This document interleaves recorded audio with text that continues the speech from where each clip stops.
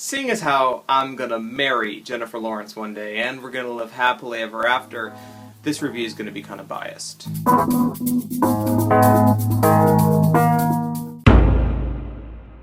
So Silver Linings Playbook, directed and produced by David Russell, is one of those movies that came out, didn't have that big of an impact in normal society, but got nominated for lots of awards. Then, after the Golden Globes, when Jennifer Lawrence won a Golden Globe for her acting in this movie, which was phenomenal by the way, this movie became famous. And it's out in theaters still. It's nominated for 8 Oscars. Now, this movie is essentially about the two most attractive bipolar people in the entire world, and they live in Philly. In all honesty, this is the most accurate depiction of the bipolar disorder that has ever been shown in a movie. Essentially, Bradley Cooper gets released out of the loony bin to go home and live with his family as long as he's taking medication. And throughout the movie, it shows a lot of his interactions with his family and with his community, and it seems very realistic because there's ups and there's downs, and there's crisis points, but those crisis points aren't the end of the world for them. Bradley Cooper's dad, played by Robert De Niro, is one of the most OCD people I've ever seen. Everything's got to be just so for when the Eagles are playing, or for when the Phillies are playing, or the teams will lose. Overall, the reason this movie has such an impact is not really because of the romance between Bradley Cooper and Jennifer Lawrence's characters, but it's because of the lifelike feeling of the entire movie.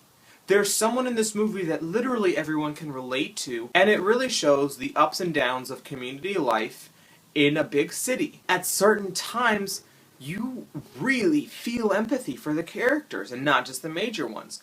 Obviously, Bradley Cooper is such a wreck sometimes that you really do feel sorry for him, but you feel sorry for everyone in the family at certain points. Finally, the last thing I have to say about this movie, besides the fact that it's so well done and it's got Jennifer Lawrence in it and she's super attractive, is the fact that the supporting cast is phenomenal. I mean, when you've got Robert De Niro and Julia Stiles playing minor roles in a movie, and then they're getting nominated for Golden Globes for their performances, that says something. I mean, Robert De Niro just walks into the room and is like, alright, all you other supporting actors out there, let me show you how it's done.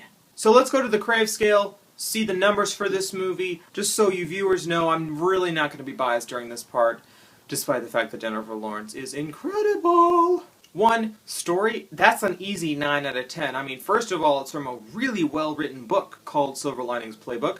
You should read it if you are the reading sort. 2, the screenplay is just masterfully written. And 3, it's just so gripping of a story and pulls you in because of the fact that it's so like our real life. Acting, another 9 out of 10. I mean, my bias aside, the Golden Globes, the Oscars, they're all showing how phenomenal the acting is in this movie.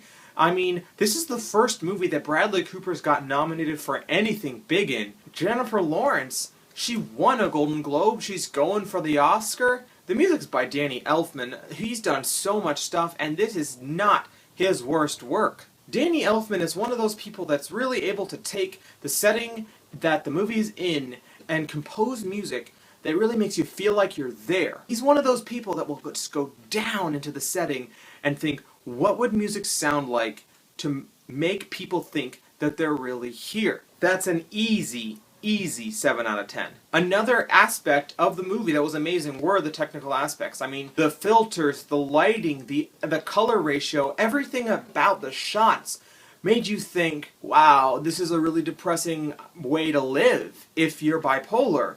At the same time, it builds your emotion, it builds your hope, and it really just contributes to the story. I'm going to have to give it a 9 out of 10 for that, too. The message of this movie, I think, really boils down to the fact that everyone's a little messed up.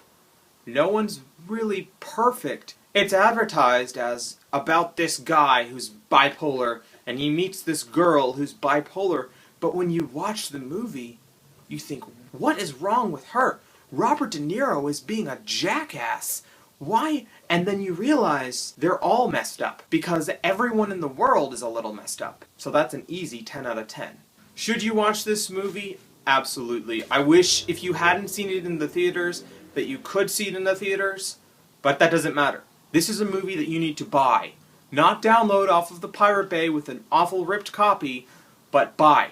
Buy this movie. buy the Blu-ray. Get it from Redbox. I don't care. Watch this movie. It's really, really, really good.